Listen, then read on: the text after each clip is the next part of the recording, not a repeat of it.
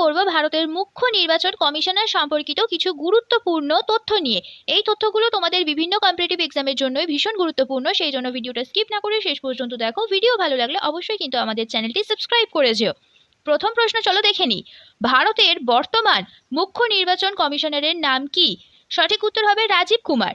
ভারতের প্রথম মুখ্য নির্বাচন কমিশনার কে ছিলেন? সুকুমার সেন। ভারতের প্রথম মহিলা মুখ্য নির্বাচন কমিশনার কে? VS রমা দেবী। ভারতের মুখ্য নির্বাচন কমিশনার কে নিয়োগ করেন? রাষ্ট্রপতি।